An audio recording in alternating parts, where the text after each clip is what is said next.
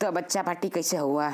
अच्छा video start हो गया। चलो तो फ्रेंड्स लोग हम वापस से लेकर आए हैं क्लास 7 का, क्योंकि हमें क्लास 7 का बहुत जल्दी कंप्लीट करवाना है। हम कितनी बार आपसे कहेंगे। तो अपनी क्लास 7 की हम वीडियो में इस बार आगे बढ़ते हैं। यहाँ बरसाती कुछ खुचड़ खुचड़ ज़्यादा सुनाई दे रही है, ठीक है।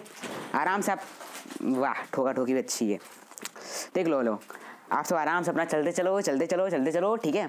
और अच्छे से पढ़ाई करते करो। अज्जू भाई का नाम रोशन करते चलो भाई लोग। तो अब हम सब अपने के क्या है कि अपने को सिर्फ पढ़ाने का काम करना और कुछ करना नहीं है। देख लो पहला हमारा क्वेश्चन है, ये हमारा चैप्टर 8 है, विंड स्टॉर्म्स एंड साइक्लोन्स, ठीक है। तो यहाँ पर हम बात कर रहे हैं अपने 8 चैप्टर की कुछ MCQ प्रैक्टिस सेट्स की, जैसे कि हम लाते रहे हैं, क्योंकि 9 तक क्योंकि जितना हम तक अब तक पढ़ाए हैं हम उतना ही लाएंगे, उससे ज़्यादा एक्स्ट्रा नो पाउचर, नो डाउचर, नो काउचर, ठीक है। यार जो भी बोलता हूँ कम से कम कमेंट्री यार सुन लिया करो, और कम से कम अच्छा लगे तो सब्सक्राइब कर दिया करो। आपको बोलने में हमको थोड़ी ना कोई अच्छा लगता है इतना, मतलब बार बार सब्सक्राइब के खातिर बोलना। देखो पहला हमारा क्वेश्चन है, थोड़ा क्वेश्चन को थोड़ा बड़ा करना पड़ेगा लग रहा है। देखो, a curtain of hanging at the entrance of a room is along a corridor runs at right angles to the doors that is a parallel to the curtain. If a strong wind blows along a corridor, the curtain wills. यानी कि curtain wills the hanging at the entrance of the room, the long of the corridor runs right angles to the door. That is the parallel of to the curtain. If a strong wind blows along the corridor, the curtain will क्या हो जाएगा? देखो भाई लोग उस वक्त क्या हो जाएगा, यानी कि get pushed the outside the room, यानी कि वो क्या करेगा, आपको घर से बाहर निकाल देगा। जैसे कुछ लोग घर का भाड़ा नहीं देते, वहाँ की मतलब वहाँ जिसका रूम रहता है वो घर से निकाल नहीं देते हैं, उसी लिए। देख लो आगे चलते हैं अपने क्वेश्चन में। तो टेम्परेरी क्या लिखा है, temporary submergence of a large areas is called submergence is a large areas is called क्या हो जाएगा इसका आंसर, यानी temporary submergence the large areas, यानी सबसे ज़्यादा जगहों पर क्या आता है, यानी सबसे ज़्यादा एरिया कवर करके कौन सी चीज़ आती है? थंडर आता है? नहीं। Cyclone? No. Hurricanes? No. Flood, यानी जब बाढ़ आती है तो बाढ़ सबको बहा ले जाती है। देखो यार बाढ़ बहुत बार आ चुकी है, यहाँ पर बहुत बार तूफान भी चल चुका है, इसके चक्कर में बहुत कुछ भी हो चुका है। देखो यार फ्लोड इसका आंसर हो गया। इसका आंसर हमारा क्या था? Get pushed outside the room, आना आपको घर से बाहर निकाल देगी। When wind the speed of the increase to the air pressure, यानी कि जब हवा यानी कि विंड का स्पीड इंक्रीज होता है एयर प्रेशर के लिए, तो उससे हम क्या कहते हैं, जब when wind speed is increase air pressure, तो क्या होगा जब हवा तेज, मतलब जब स्पीड चल रही हो विंड हवा की और उस पर एयर का प्रेशर पड़े तो उसकी क्या होती है, स्पीड कम होती है, डिक्रीज होती रहती है, डिक्रीज्ड, ठीक है। चलो आगे चलते हैं।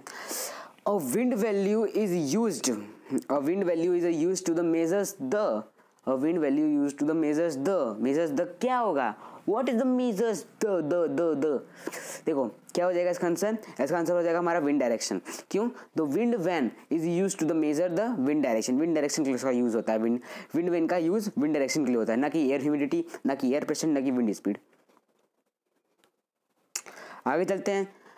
The direction of the airflow is also affected by the earth rotation is called क्या, यानी कि द डायरेक्शन एयर फ्लो, जो डायरेक्शन होता है एयर फ्लो का, is also affected earth rotation, हमेशा अफेक्ट करती है अर्थ के रोटेशन पे। उसे क्या कहते हैं, उस चीज़ को हम क्या कहते हैं? उस चीज़ को हम कहते हैं कोरियोलिस इफेक्ट। ना कि हम इसे ग्रीन हाउस इफेक्ट कहते हैं, ना कि लानिया इफेक्ट कहते हैं, ना कि इल नीनो इफेक्ट कहते हैं, इसे कोरियोलिसो इफेक्ट कहते हैं। अब आगे चलते हैं। An instrument is a study the speed of wind is called, speed of called, यानी क्या कहते हैं इसको, यानी कि उस इंस्ट्रूमेंट का नाम बताइए, स्टडी ऑफ स्पीड, यानी जो स्पीड की मापन करता है वो है एनीमोमीटर। एनीमोमीटर क्या करता है? वो स्पीड का मापन करता है। आंसर हमारा एनीमोमीटर आ गया। आगे चलते हैं, बड़ी जल्दी आगे बढ़ रहे हैं, ठीक है। लगे रहो, डटे रहो मुन्ना भाई की तरह। ये समझ लो, जब यहाँ तक ऐसे फिल्म निकल चुकी है जिसमें बहुत सारे हीरो लोग यार एकदम टीचर बन चुके हैं, स्टूडेंट बन चुके हैं, हाँ हम उस समय कहाँ जा रहे हैं? देखो what did the Benjamin Franklin invited, शायद उसने किस चीज़ को बुलावा दिया था? उस चीज़ ने अपने को मारने का बुलावा दिया था। बेचारा इसी चक्कर में बेचारा उसकी लुटिया डूब गई थी बेचारी की। बहुत दुख ही हो रहा है मेरे को। देखो यार what did the Benjamin Franklin invented, यानी कि जो बेंजामिन फ्रैंकलिन थे, यानी कि जो बेंजामिन फ्रैंकलिन एक साइंटिस्ट का नाम है, उन्होंने क्या इन्वेंट किया था? उन्होंने लाइटिंग रॉड का इन्वेंट किया था। यानी कि उन्होंने बताया था कि बिजली के बारे में बताया था, बिजली कैसे आती है, लोहा पे आती है, कैसे आती है, कैसे हमें लगती है, तरंगे कैसे उसकी उठती है, तो उसके बारे में बताया था यार। इसको तो आगे जाकर स्टडी करोगे यार, आपके बुक में लिखा भी है, जरा आप खोल के देख लेना अपना बुक अच्छे से छानबीन के। चलो, The world has been divided from Arabic word museum, which is a means of reason. The word is, वो वर्ड क्या है जिसमें हमें डिफाइन किया गया है? वो वर्ड है टाइफून। देखो भाई लोग, वो वर्ड है टाइफून। देखो टाइफून वर्ड है, यानी कि the words has been divided from Arabic word museum which means the season. The word is typhoon, वो टाइफून वर्ड है। ठीक है, आगे चलते हैं।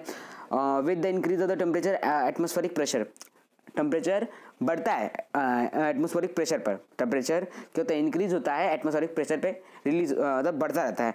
तुम्हारा आंसर इसका क्या हो जाएगा?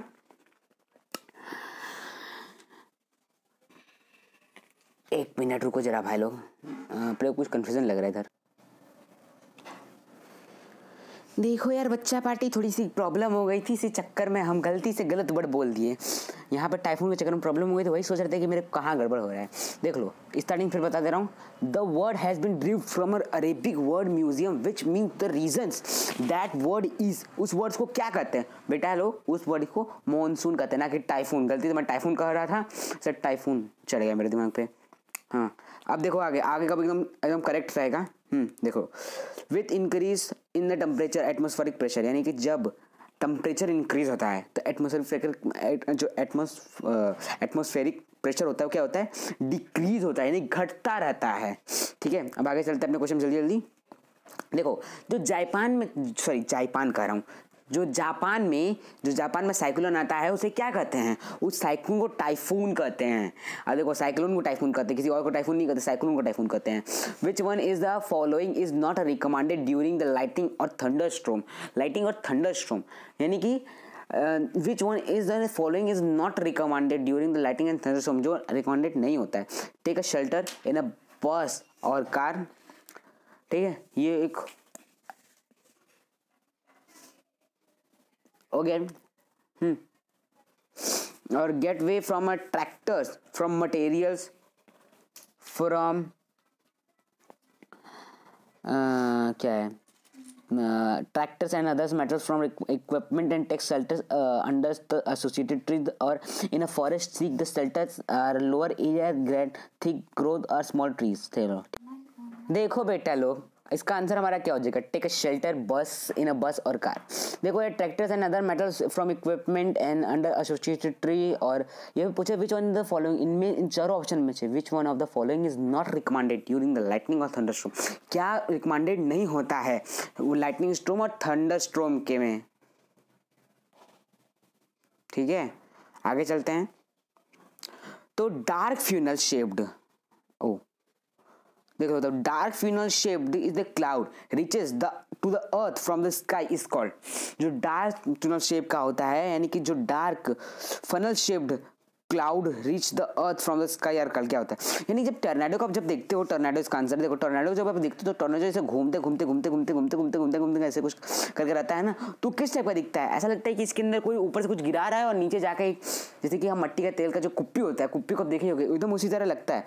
तो इसमें फ्यूनल शेप्ड की बात की, यानी कि फ्यूनल शेप्ड की तरह ही होता है वो, जो आसमान से धरती तक होता है, वो टर्नेडो है। ठीक है, चलो आगे चलते हैं। Equator the region of the pressure is the will poles. यार फिर से कह रहा हूँ, अगर वीडियो पसंद आए सब्सक्राइब कर देना प्लीज। चलो आगे चलते हैं अपने क्वेश्चन में। तो क्वेश्चन हमारा है, equator of the region in the pressure will poles with the region of pressure. High लगेगा कि लो हाई, कि high high high low low low, क्या लगेगा? तो देख लो भाई लोग, इसका आंसर हाई लो होगा। क्यों?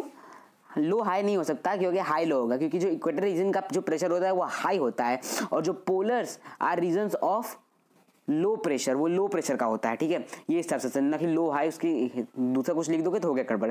तो आंसर को पता चल गया, तो आंसर आपको पता चल ही गया होगा। चलो ठीक है, आगे चलते हैं। तो reduced air pressure causes, reduced air pressure causes, ये कॉजेज को क्या कहते हैं इसमें? यानी सर कॉजेज को नहीं कहते हैं, रिड्यूस एयर प्रेशर को क्या कहते हैं, यानी कि इसका मतलब है कि इंक्रीज में क्या हो रहा है, इंक्रीज हो रहा है विंड स्पीड, यानी कि जब रिड्यूस एयर प्रेशर जब पड़ता है किसी चीज़ पे तो उसकी विंड स्पीड जब क्या होती है, बढ़ती है। एयर प्रेशर, ना कि वो वाला प्रेशर की मतलब एयर प्रेशर पड़ती है, ठीक है, मेरी बात को समझ लो थोड़ा सा अच्छे से।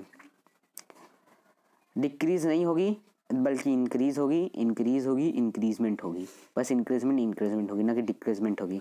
और डिक्रीजमेंट को भी किसी के साथ रखना मत, हमेशा पॉजिटिव थिंकिंग करना है, पॉजिटिव करोगे तो पॉजिटिव ही रहोगे। देखो यार वार्म एयर, अब सबसे आया था last question. Warm air is क्या होता है, लाइटर देन कोल्ड एयर।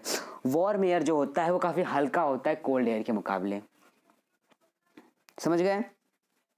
तो अपना भाई लोग यही आंसर था, यही क्वेश्चन था, तो अपने हम सब ने पूरे कर लिए इस बार की क्लास 8 का भी क्वेश्चन। तो bye bye, good day, see you. अब 9 का लेकर आता हूँ जल्दी ही।